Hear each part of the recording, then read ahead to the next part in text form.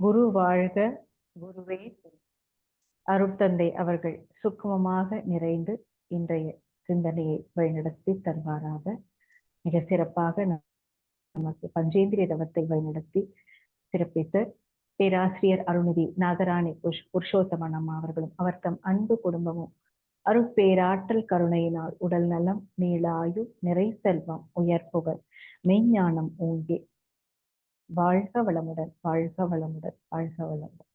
இந்த நல்வாய்ப்பினை நல்கிய sky online meditation நிர்வாக பொறுப்பில் உள்ள அனைவருக்கும், இங்கே வருகை புரிந்திருக்கும் அனைத்து சான்றோர் பெருமக்களுக்கும் பணிவான வணக்கங்களையும் மனமார்ந்த நன்றிகளையும் வாழ்க வளமுடன் என்ற வாழ்த்துக்களையும் கூறிக்கொண்டு சீர்திருத்தம் என்ற தலைப்புக்குள்ள போலாம். சீர்திருத்தம் அப்படின்னு சொல்றது ரீஃபார்ம்னு ஆங்கிலத்துல சொல்லுவாங்க. அதாவது புதிதாக ஒன்றை மாற்றி அமைக்கிறது. நாட்டுல சீர்திருத்தங்கள் என்பது தற்போதைய நிலையை, அதாவது இப்ப பிரசன்ட்ல இருக்கிற நிலையை மேம்படுத்தும் நோக்கத்தோடு செய்யப்படும் மாற்றங்களை குறிக்கக்கூடியது. இப்ப இன்னைக்கு என்ன தப்பா நடக்குது, இதை எப்படி நம்ம மாற்றி அமைக்கணும்? ஒவ்வொரு துறையிலும் நம்மளுடைய குணாதிசயங்கள்லையும், நம்மளுடைய பழக்க வழக்கத்திலையும், நம்மளுடைய சூழ்நிலைகளையும், சுற்றுப்புறத்திலையும் என்னென்ன மாற்றங்கள் மாற்ற வேண்டும் அப்படின்றத குறிக்கக்கூடியதுதான் இந்த சீர்திருத்தம் அப்படின்னு சொல்லுது. இது பொதுவாக தவறுகள் மற்றும் துஷ்பிரயோகங்களை நீக்குதல், இல்லைன்னா ஒரு நிலையை மேம்படுத்துதல் அல்லது மீட்டு அமைத்தல், அதை மாத்தி அமைக்கிறது, மீட்டு அமைக்கிறது. இது இனி வேண்டாம், இதை திருத்தி வேற மாதிரி மாத்திக்கலாம் அப்படின்னு பண்றது. இந்த மாதிரி செயல்களை உள்ளடக்கமாக கொண்டதுதான். இப்ப நமக்கு சமூக சீர்திருத்தவாதிகளாக ராஜா ராமமோகன் ராய் இவங்க இந்திய சமூக சீர்திருத்தத்தின் முன்னோடியாக கருதப்படுகிறார். இவர் சதி, குழந்தை திருமணம், பலதார மனம், சாதி அமைப்பு போன்றவற்றை கடுமையாக எதிர்த்தார். சுவாமி விவேகானந்தர் இவர் சமூக சீர்திருத்தவாதி மற்றும் ஆன்மீக தலைவர் ஆவார். இவர் இளைஞர்களை மேம்படுத்துவதிலும் பெண்களின் முன்னேற்றத்திலும் அதிக கவனம் செலுத்தினார். ஈஸ்வர சந்திர வித்யாசாகர் இவர் பெண் கல்வி, விதவை மறுமணம் மற்றும் பிற சமூக சீர்திருத்தங்களுக்காக பாடுபட்டவர். மகாத்மா காந்தி இவர் இந்திய சுதந்திர போராட்டத்தின் முக்கிய தலைவராக மட்டுமின்றி சமூக சீர்திருத்தங்களிலும் முக்கியமாக பங்காற்றி வந்தார். குறிப்பாக தீண்டாமை, இப்ப வரைக்கும் நம்ம அவங்களுடைய சத்திய சோதனை புக்ல அவங்களுடைய வாழ்க்கை முறையை நிறைய நம்ம பின்பற்றி வாழ்ந்துகிட்டு இருக்கிறோம். தீண்டாமை மற்றும் சாதி அமைப்புக்கு எதிராக போராடினார். டாக்டர் BR அம்பேத்கர் இவங்க இந்திய அரசியலமைப்பு சட்டத்தை வடிவமைப்பதில் முக்கிய பங்கு வகித்தவர். இவர் தாழ்த்தப்பட்ட மற்றும் பிற்படுத்தப்பட்ட மக்களின் மேம்பாட்டிற்காக பாடுபட்டாங்க. சமூக சீர்திருத்த இயக்கங்கள் பிரம்ம சமாஜம் இது ராஜா ராமமோகன் ராய் அவர்களால் நிறுவப்பட்டது. இது சிலை வழிபாடு, பல தெய்வ வழிபாடு, சாதி அமைப்பு மற்றும் சதி போன்ற சமூக தீமைகளுக்கு எதிராக போராடியது. ஆரிய சமாஜம் அப்படிங்கிறது சுவாமி தயானந்த சரஸ்வதி அவர்களால் நிறுவப்பட்டது. இது வேதங்களின் அடிப்படையில இது ஒரு கடவுள் கோட்பாட்டை வலியுறுத்தியது மற்றும் சமூக சீர்திருத்தங்களை முன்னெடுத்தது ராமகிருஷ்ணா இயக்கம். இது சுவாமி விவேகானந்தரால நிறுவப்பட்டது. இது ஆன்மீகம் மற்றும் சமூக சேவை இரண்டையும் ஒருங்கே கொண்டது. இப்ப சீர்திருத்தங்களின் வகைகள்: சமூக சீர்திருத்தம், அதாவது சமூகத்தில் உள்ள தவறான பழக்க வழக்கங்கள், மூட நம்பிக்கைகள் மற்றும் பாகுபாடுகள், வேறுபாடுகள் இதெல்லாம் நீக்குவதை நோக்கமாக கொண்டது. பொருளாதார சீர்திருத்தம் அப்படிங்கிறது ஒரு நாட்டின் பொருளாதார நிலையை மேம்படுத்துவதை நோக்கமாக கொண்டது. இதில் நில சீர்திருத்தங்கள், தொழிலாளர் நலன் மற்றும் தொழில் வளர்ச்சி ஆகியவை அடங்கும். அரசியல் சீர்திருத்தம் அப்படிங்கிறது இது நாட்டின் அரசியல் அமைப்பு மற்றும் நிர்வாகத்தில் மாற்றங்களை கொண்டு வருவதை நோக்கமாக கொண்டது. சீர்திருத்தங்களுடைய முக்கியத்துவம் என்ன அப்படின்னா, சீர்திருத்தங்கள் ஒரு நாட்டின் சமூக, பொருளாதார மற்றும் அரசியல் நிலையை மேம்படுத்த உதவுது. இது மக்களுடைய வாழ்க்கை தரத்தை உயர்த்துவதற்கும் ஒரு சமூகத்தில் சமத்துவம் மற்றும் நீதியை நிலைநாட்டுவதற்கும் அவசியமாக உள்ளது. அப்போ இந்த சமூக சீர்திருத்தம் அப்படிங்கிறது சமூகத்தில் நிலவக்கூடிய தீமைகளை நீக்கி மேம்பட்ட நிலையை உருவாக்கும் செயல்முறை ஆகும்.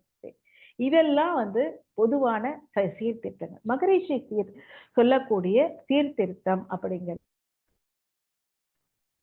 சீர்திருத்தமே தான் வாழ்வின் வளம் அப்படின்னு மகரிஷி சொல்றாங்க. மனித குலமே முன்னேற்றம் சீர்திருத்தம் எனும் 2 வகையாலும் வளம் வருகிறது.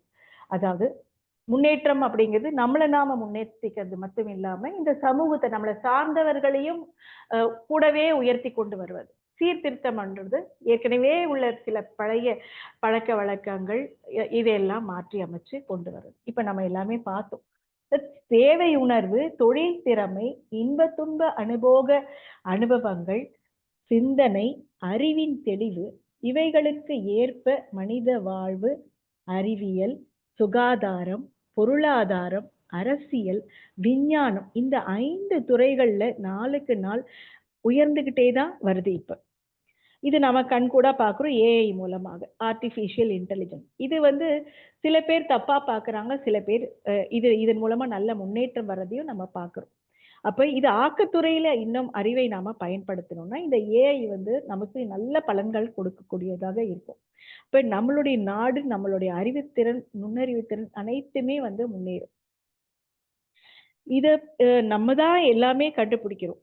ஆனா அந்த அறிவு வந்து நம்ம ஆக்கத்துறையில கொஞ்சம் செலுத்தணும் அப்படின்னா நம்மளுடைய சீர்திருத்தங்கள், வாழ்க்கை வளம், நாட்டின் முன்னேற்றம், இந்த உலக அமைதி எல்லாமே சாத்தியப்படும்.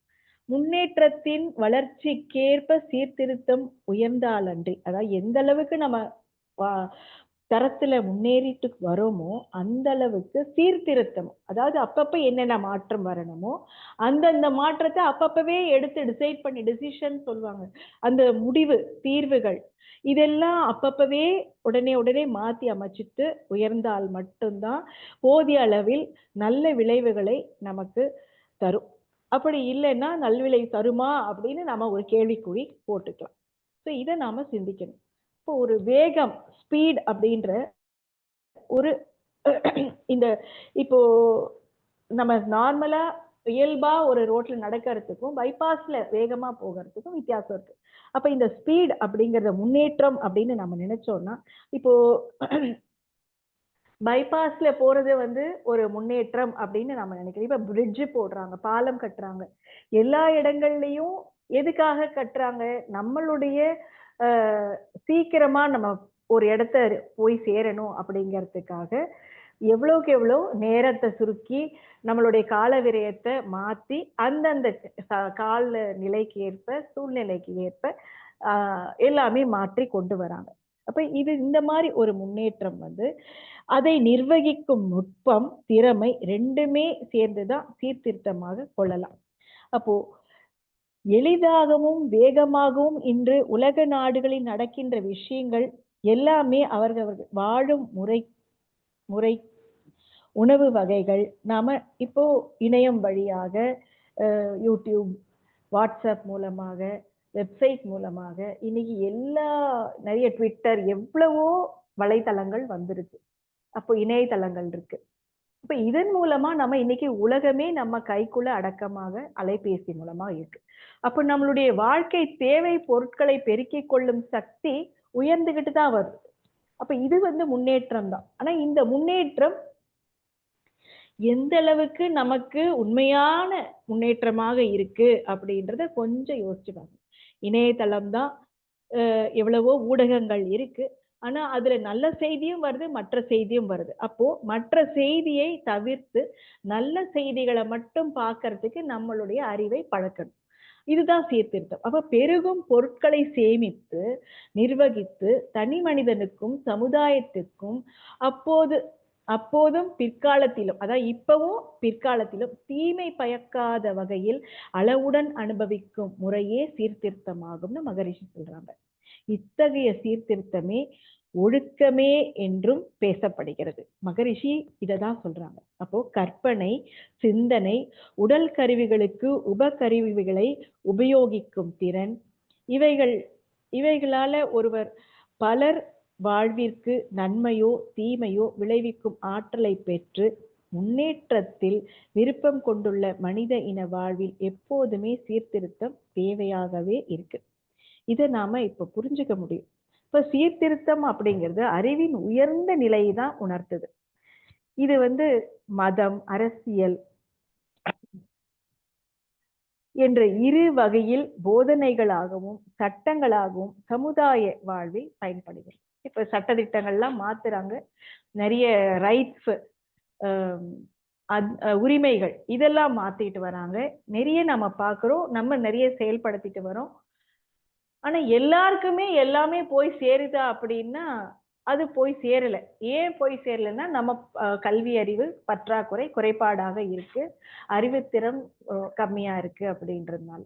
அப்போ இதை நாம எப்படி முன்னேற்றிக் கொள்வது அப்படின்னா, நம்ம வந்து மனவளக்கலை பயிற்சி தவம், தற்சோதனை, நம்மளுடைய உடற்பயிற்சி, உடல் நலத்துக்கான உடற்பயிற்சி, காயகல்பம் வந்து உயிருக்கான பயிற்சி, தவம் வந்து அகத்தவம், தற்சோதனை பயிற்சி. இந்த தற்சோதனை அப்படிங்கிறது ரொம்ப ரொம்ப முக்கியம். தவத்துல எந்த அளவுக்கு மன அலைச்சூழல் விரைவு குறையுதோ அந்த அளவுக்கு தற்சோதனை நம்ம என்ன செய்யறோம் அப்படிங்கிற ஒரு அயரா விழைப்பு நிலையே கொண்டு வந்துகிட்டே இருக்கும். அப்ப இது வேணும், இது வேணாம், இது சரி, இது தப்பு, எது நல்லது, எது கெட்டது, இந்த மாதிரி பிரிச்சு பார்க்கிற தன்மை, அது கூடவே இது வேண்டாம் அப்படின்னு, இது மட்டும் போதும், இதுதான் நமக்கு தேவை, இப்ப இன்னைக்கு என்ன தேவை, இந்த நேரத்துக்கு என்ன தேவை, இப்போது இந்த வினாடி என்ன தேவை, இதுதான் அங்க அந்த நுண்ணறிவு திறன் நமக்கு வலியுறுத்தும். இதுதான் வந்து நமக்கு முக்கியம். அப்போ இயற்கை அமைப்பு, எண்ணத்தின் ஆற்றல், பொருட்களின் தரம், அவைகளை அனுபவிக்கும் முறைகள், இன்ப துன்ப இயல்பு, இந்த ஐவகைகளையும் அறிந்து நெறி தவறாது ஒழுக்கமுடன் தானும் வாழ்ந்து பிறரையும் வாழ வைக்கும் ஆற்றலும் கருணையும் உடையோர் சீர்திருத்தவாதி அப்படிங்கிற அந்த உயர்ந்த சொல்லுக்கு தகுதியுடையவராகிறார் அப்படின்னு மகரிஷி சொல்றாங்க. எது இயற்கை, இயற்கையுடைய அமைப்பு. இயற்கைனா இந்த பஞ்சபூதங்கள், இந்த சுத்தவெளி, சுத்தவெளியிலிருந்து வரக்கூடிய இறைத்துகள், இறைத்துகளோட தொகுப்பு விண், விண்துகளுடைய தொகுப்பு வந்து மூலகங்கள், இதை எல்லாமே நம்ம வந்து ஆறறிவு வரைக்கும் நம்ம திரும்ப திரும்ப அதே தான் நம்ம சொல்றோம். பஞ்சபூதங்கள், கோள்கள், இந்த இயற்கை அமைப்பு வந்து நாம புரிஞ்சுக்கணும். அதுதான் நாம தான் இயற்கை அப்படிங்கிறது புரிஞ்சுக்கிட்டோம். அதுவே நானாக இருக்கிறேன். அதுதான் நான் யார் தத்துவத்துல வருது. அப்போ நாம என்ன பண்ணணும், நாம இயற்கைக்கு எந்த அளவுக்கு மதிக்கிறோம், நேசிக்கிறோம் அப்படிங்கிறத நாம சீர்திருத்தத்துல கொண்டு வரணும். எப்படி கொண்டு வரணும்? பிள்ளைங்களுக்கு சொல்லிக் கொடுக்கறது மூலம் பிற உயிரையும் பிற பொருட்களையும் நம்மளையும் நாம நேசிக்க பழகணும், மதிக்கணும் அப்படிங்கிறத நாம உணர்த்தணும். இதெல்லாம் சின்ன சின்ன குழந்தை பருவமா இருக்கும் போதுல இருந்தே குழந்தைகளுக்கு நாம சொல்லி கற்றுக் கொடுத்து வளர்க்க வேண்டும். அப்ப நம்மளுடைய அடுத்தது எண்ணத்தின் ஆற்றல். அப்ப எண்ணம் வந்து எந்த அளவுக்கு உயர்தரமாக இருக்க வேண்டும், ஒழுக்கமாக இருக்க வேண்டும், உண்மையாக இருக்க வேண்டும், நேர்மையாக இருக்க வேண்டும். இதுதான் நமக்கு நம்மளுடைய வாழ்க்கையின் தரம் உயரணும் அப்படின்னா எண்ணத்தின் தரம் உயரணும்.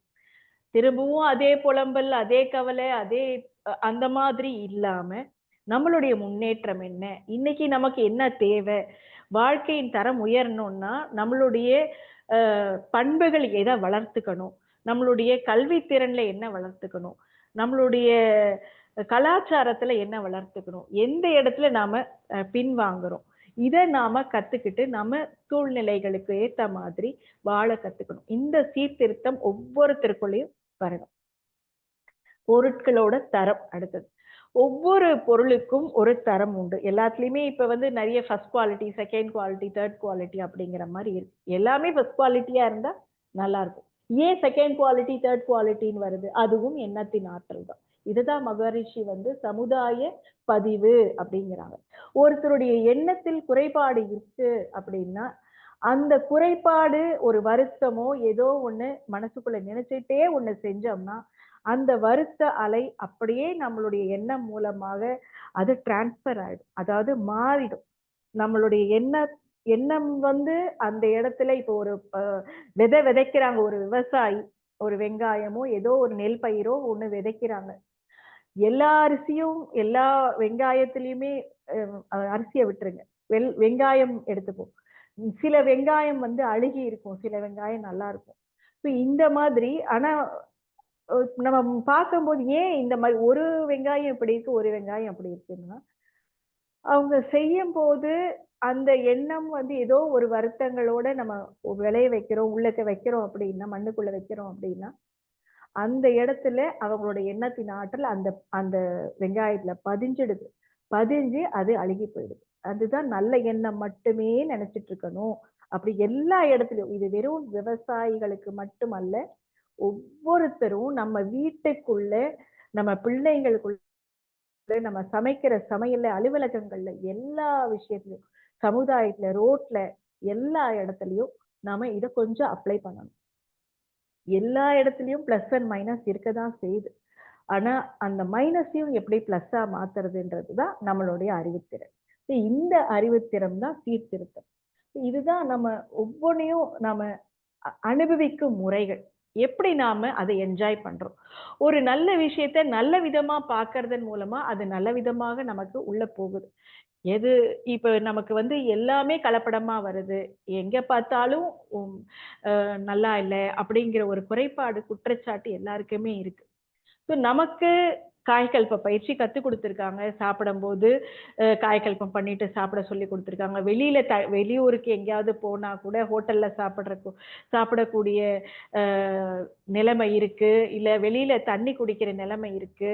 சாப்பிடுற நிலைமை இருக்கு அப்படின்னா, அந்த இடத்துல நாம காய்கல்பம் பண்ணிட்டு சாப்பிடும்போது, தண்ணி குடிக்கும்போது, குளிக்கும்போது, இந்த மாரி காய்கல்பம் பண்ணிட்டு பண்ணோம்னா, அது நம்ம மேக்னடைஸ் ஆயிடும். ஸோ அதுல உள்ள ஒரு நச்சுக்கிருமி மாறி, நமக்கு உரியவையாக அது நமக்கு உடம்புக்கும், மனசுக்கும் ஏற்றவையாக அது மாற்றி கொண்டு வந்துரும். இதுதான் சின்ன சின்ன சீர்திருத்தம். நாம ஆரோக்கியமாக வாழறதுக்கு, இப்ப இந்த உணவு நமக்கு கிடைச்சிருக்கு, இதுல கலப்படம் இருக்குன்னு நெனச்சுட்டு சாப்பிட்டோம்னா, அது நமக்கு விஷமா தான் மாறும். இப்ப இது எனக்கு ஒத்து உதவியுமாக இருக்குன்னு ஒரு இதுதான் நெற்றியில் உச்சியில் ஞாபகமா இரு. எப்பவுமே வந்து எந்த எந்த புலன் அனுபோகம் பெறும் பொழுதும், எ எந்த உணவை உண்ணும் பொழுதும் நினைவை ஆக்கினையிலோ, இது துரியத்திலோ வைத்திருக்க பழகிக் கொள்ளுங்கள் சொல்றாங்க அப்படின்னா, இப்ப அந்த உணவு சாப்பிடும்போதும், எந்த புலன் அனுபோகம் பெறும் பொழுதும், எந்த புலனை உபயோகப்படுத்துறோமோ, அந்த நேரத்துல எல்லாம் ஆக்கினை, துரியம்ல ஆக்டிவேட் பண்ணியாச்சு அப்படின்னா, அது நமக்கு தூய்மையான ரிசல்ட் கொடுக்கும். அதனுடைய விளைவு அப்படிங்கிறது நல்ல விதமாக இருக்கும். இதுதான் நாம இங்க தெரிஞ்சுக்க வேண்டிய விஷயம். இந்த ஐவகையும் அறிந்து நெறி தவறாது. அதாவது இன்ப துன்ப விளைவு இயல்பு. இந்த இன்ப துன்ப இயல்புன்றது இந்த செயல் செய்றோம். நான் சாப்பிடுறேன். ஒரு ஜங்க் ஃபுட் சாப்பிட்டா எனக்கு ரிசல்ட் என்ன வரும்? அதனுடைய விளைவு என்னவாக இருக்கும்? கண்டிப்பாக அதனால பிரயோஜனம் இல்லன்னு தெரியுது. தெரிஞ்சே நாக்குக்கு அடிமையாகி நம்ம சாப்பிடுறோம். சரி. என்னைக்கோ ஒரு நாள் சாப்பிட்டா பரவால்ல. ஆனா அந்த சுவை அது திரும்ப திரும்ப அத நாடுது அப்படின்னா, அப்ப நாம அந்த புலனுக்கு, நாக்குக்கு அடிமையாயிட்டோம் அப்படின்னு அர்த்தம். அப்ப அதுல அளவு முறை வரணும் அப்படின்னா, நான் இப்ப பஞ்சேந்திரிய தவம் பண்ணும். அப்ப நாவுக்கு நாம கொஞ்சம் தவம் பண்ணி, நான் ஆரோக்கியமான உணவ மட்டும் தான் சாப்பிடணும், அளவு முறையோட சாப்பிடணும் அப்படின்னு எனக்கு நானே சங்கல்பம் போட்டுக்கொண்டு, அதை நாம வாழ்க்கையில பின்பற்றி வாழ்ந்தோம்னா, அது எனக்கு என்னுடைய புலன்களுக்கு சீர்திருத்தமாக அமையும். இதுதான் இன்னைக்கு நாம பார்க்கணும். அப்போ ஒழுக்கமுடன் தானும் வாழ்ந்து பிறரையும் வாழ வைக்கும் ஆற்றலும் கருணையும் உடையவன் சீர்திருத்தவாதி. இதுதான் மகரிஷி சொல்லியிருக்காங்க. அப்ப நற்பண்புகள் இந்த இந்த மாரி சின்ன சின்ன மாற்றங்கள் வந்து நம்மளுடைய நற்பண்புகளாக, நல்லொழுக்கமாக நம்மளுடைய ஒவ்வொரு செல்கள்லயும் மாற்றம் வரணும். இந்த மாற்றம் அப்படிங்கிறது கண்டிப்பாக ஒவ்வொருத்தருக்கும் இருந்தா மட்டும் தான் நம்மளுடைய அ மாற்றங்கள் ஒரு தனி மனித மாற்றம் நல் எல்லாருக்கும் அது போகும். நம்ம குடும்பத்துல அந்த மாற்றம் வரும். அடுத்தது எல்லாருக்குமே அந்த மாற்றம் வரும். வாழ்க்கையில நாம சிலவற்றை கடைப்பிடிப்பது எப்படி அப்படின்னு பார்த்தோம்னா, பல நேரங்கள்ல பல விஷயங்கள மத்தவங்களுக்கு வலியுறுத்தி செய்ய சொல்றோம். மத்தவங்க மனம் புண்படும்படி நடக்காதே, அப்படி பேசு, இப்படி நடந்துக்கோ, இத சாப்பிடாதே, அதிகமா தேவையில்லாதத கற்பனை செய்யாதே, எதையும் கணிக்காதே, ஜட்ஜ் பண்ணாத, நம்மால முடிந்ததை, தகுதியுடையதை நினைத்து அதை செய், ஆரோக்கியமா சத்துள்ளதா சாப்பிடு, இந்த மருந்த சாப்பிடு, இத சாப்பிடாத, அப்படின்னு ஒவ்வொருத்தருக்கும் நாம சொல்றோம். உனக்கு இதுதான் நல்லா இருக்கும். இந்த இது நல்லா இருக்காது. இப்படி ட்ரெஸ் பண்ணு. மத்தவங்க கண் உறுத்துவது போல எந்த ஆடை அலங்காரமும் செய்யாதே. மரியாதை கொடுத்து பேசு. முறையாக உடற்பயிற்சி செய். நிதானமா இரு. வாக்கிங் போ. அன்பா பேசு. அதிகாரமா பேசாதே. இனிமையான சொற்களை பயன்படுத்து. இந்த வேலையை நான் வர்றதுக்குள்ள செஞ்சு முடிச்சு வை. பிறரை வற்புறுத்தாதே எதுக்காகவும். மத்தவங்க குறை கூறும் அளவுக்கு உன்னை வைத்துக் கொள்ளாதே. உண்மையை பேசு, நேர்மையா நடந்துக்கோ. மத்தவங்க தனிமையை கெடுக்காதே. நகைச்சுவை என்ற பெயரில் பெண்களை கீழ்மைப்படுத்தாதே.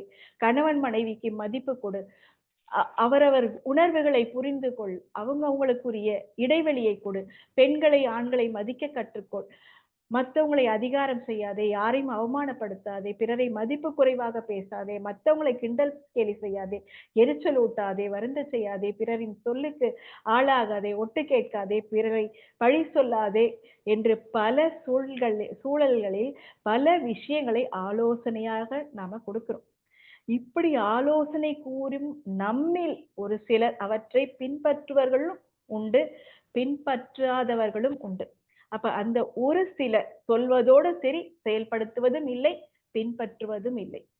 சொல்லும் வண்ணம் செயல் என்ற வகையில் நாம் நம் வாழ்க்கையில் பிறருக்கு சொல்வதை நம் வாழ்க்கையில் நடைமுறைப்படுத்தி கடைபிடித்து வாழ்ந்தாலே தனிமனித ஒழுக்கத்தில் மேம்பாடு வந்துவிடும். நம் வாழ்க்கை நம் கையில். இதுதான் நாம இன்னைக்கு சீர்திருத்தம் நம்ம கிட்ட கொண்டு வரணும். எங்கெல்லாம் நம்ம வந்து சமூக சீர்திருத்தம், சூழ்நிலையில மாற்றம் வரணும், அதை மாத்தணும், இவங்க மாறணும், ஊடகங்கள்ல அப்படி பண்றாங்க, இப்படி பண்றாங்க, சாப்பாட்டுல இந்த மாற்றம் நம்மளுடைய எண்ணத்தில் கொண்டு வந்தா மட்டும்தான் எல்லாமே மாறும் அப்படிங்கிறது தான் இங்க நாம புரிஞ்சு கொள்ள வேண்டிய விஷயம். மகரிஷி வந்து ஒரு ஒரு பாடல்ல கொடுத்திருப்பாங்க. அதாவது உயர் பண்பாட்டின் தேவை மனவளக்கலை 3ல இருக்கு. அதுல வந்து குடுத்திருப்பாங்க. வாழத் தெரியாதோர் பெரும்பாலோர் வாழும் நாட்டில் ஆளத் தெரியாதோர் ஆட்சியே நடைபெறும். கோழை, கயவர், கொலைஞர், தடியர்கள், ஏழை, நோயுற்றோர் எங்குமே காட்சியாம். இது அந்த காலத்துல அவங்க இருந்து வாழ்ந்த சூழ்நிலையில, ஏன்னா அப்ப பிரிட்டிஷ் ஆதிக்கம் இருந்ததுனால அந்த சமயம் அவங்க அத பாட்டெல்லாம் அதெல்லாம் யோசிச்சு அவங்க இருந்த வாழும் சூழ்நிலைக்கு ஏத்த மாதிரி எழுதியிருக்காங்க. அப்போ இத வந்து இப்ப நம்ம எப்படி மாற்றி அமைக்கலாம் அப்படின்னா, வாழத் தெரிந்தோ இப்ப நம்ம மனவளக்கலை கத்துக்கிட்டோம். நிறைய பேரு யோகா தேடி வர்றாங்க. நிறைய அறிவுபூர்வமாக சிந்திக்கிறாங்க. அப்ப இப்ப நம்மளுடைய வாழ்க்கை தரம் கொஞ்சம் கொஞ்சமா உயர்ந்துட்டு இருக்கு. அப்ப வாழத் தெரிந்தோர் பெரும்பாலோர் வாழ்நாட்டில் ஆளத் தெரிந்தோர் ஆட்சியே நடைபெறும். இதுதான் நம்ம சீர்திருத்தம் மாத்தணும். இப்ப நம்ம வேர்டிங்ஸ நம்மளுடைய ஒவ்வொரு சொல்லும் பயன்படுத்துற விதம் வந்து எப்படி நேர்மறையாக மாற்றி அமைத்து கொண்டு நம்ம வாழ்க்கையை முன்னேற்றிக் கொள்வது. அப்ப இதையே நம்ம திரும்ப திரும்ப அவங்க சொன்னாங்களே அப்படின்றதுக்காக அதையே சொல்லிக்கிட்டு இருக்கணும்ன்ற அவசியம் கிடையாது. இப்ப அறிவுலயும் சரி, யோகாவிலையும் சரி, ஆன்மீகத்திலயும் சரி, எல்லாருமே முன்னேற்றங்கள் வந்துகிட்டே இருக்கு. அப்போ இப்ப நாம எல்லாம் வாழ தெரிஞ்சுக்கிட்டு வாழ்ந்துகிட்டு இருக்கிறோம். செயல் விளைவு உணர்கல்வி தெரிஞ்சு நம்ம திருத்தி வாழ்றோம். ஒவ்வொரு இடத்துலயும் இப்படி செய்யணும், இப்படி செய்யக்கூடாது அப்படிங்கிற அறிவு நமக்கு விளைவறிந்த விழிப்புணர்வு நமக்கு இருக்கு. அப்போ இதுதான் அந்த துணிவு, நல்லவன், உயிர் காப்பவன், அஹிம்சர்கள், அறிவில் அறிவில் உயர்ந்தோர், உடல் நலமுடையோர் எங்குமே காட்சியம். இத நான் கொஞ்சம் மாத்தி எழுதியிருக்கேன். வேற ஒண்ணும் இல்ல. அதையும் குரு தான் சொன்னாங்க. இத நீ மாத்தி எழுது அப்படின்ட்டு. சோ நம்மளுடைய உள்ளுணர்வா நமக்கு நிறைய விஷயங்கள் அறிவுறுத்துவாங்க நம்மளுடைய குரு. நம்மளுடைய ஆசான் எப்படி ஒவ்வொரு இடத்துலயும் மாற்றம் அமைக்கணும்ன்றாங்களோ, அது ஒவ்வொரு ஞானாசிரியர்கள் மூலமாக இன்னைக்கு மனவளக்கலை பேராசிரியர்கள், அருள்நிதியர்கள் எல்லாருமே அவங்களுடைய வாழ்க்கையே ஒரு பெரிய சீர்திருத்தமா தான் இருக்கு. இப்போ ஒவ்வொருத்தரும் அவ்வளவு மகிழ்ச்சியாக வாழ்றாங்க அப்படின்னா, அதுக்கு காரணம் இன்னைக்கு எல்லாத்தையும் நம்ம இறைநிலையாக பார்க்கறதுனால தான். ஸோ எதுவுமே நம்ம தீதும் நன்றும் பிறர் தரவார். எல்லாமே நம்ம வந்து நம்மளால தான். நம்மளுடைய ஈர்ப்பாற்றலால தான் அப்படிங்கிறது நமக்கு தெரிஞ்சிருச்சு. நம்மளுடைய காந்த கருமையம் தான் எல்லாவற்றையும் ஈர்க்குது. நமக்குள்ள என்ன இருக்கு, அந்த கருமையத்துல வந்து என்னென்ன பதிவுகள் இருக்கு அப்படிங்கிறது தெரியாது. ஆனா நமக்கு நமக்கு வந்து தவம் இருக்கு, தற்சோதனை இருக்கு அப்படிங்கிற மனவளக்கலை பயிற்சி நமக்கு இருக்கு. இத நாம பயன்படுத்தி நம்ம வாழ்க்கை தரத்தை நாம முறைப்படுத்தி, சீர்படுத்தி நம்ம வளமாக வாழக்கூடிய அறிவை வந்து மகரிஷி அவர்கள் கொடுத்திருக்காங்க. இதை நாம சரியாக, முறையாக பயன்படுத்தி சிறப்பாக சீர்திருத்தங்களை மேற்கொண்டு இந்த உலகையே அமைதியாக மாற்றுவோம் என்று கூறி இந்த நல்வாய்ப்பை அளித்த அனைவருக்கும் மனமார்ந்த நன்றிகளை கூறி இந்த சிந்தனை நிறைவு செய்கிறேன். அனைவரும் அருட்பேராற்றல் கருணையினால் உடல் நலம், நீளாயுள், நிறை செல்வம், உயர் புகழ், மெய்ஞானம் ஓங்கி வாழ்க வளமுடன், வாழ்க வளமுடன், வாழ்க வளமுடன். மிக்க நன்றிங்கம்மா. வாழ்க வளமுடன். வாழ்க வளமுடன் அம்மா. மிக சிறப்பான ஒரு சிந்தனை உரை, சீர்திருத்தம் அப்படின்ற தலைப்புல நிறைய பல விளக்கங்களை நான் அளித்திருக்கீங்க. மிக்க நன்றி அம்மா. வாழ்க வளமுடன் அம்மா. இன்று மிக சிறப்பாக சீர்திருத்தம் என்ற தலைப்பில் உரை நிகழ்த்திய பேராசிரியரை நாம் அனைவரும் சேர்ந்தே வாழ்த்துவோம். பேராசிரியர் அருள்நிதி ஜெயலட்சுமி குமரேசன் அம்மா அவர்கள் வாழ்க வளமுடன்.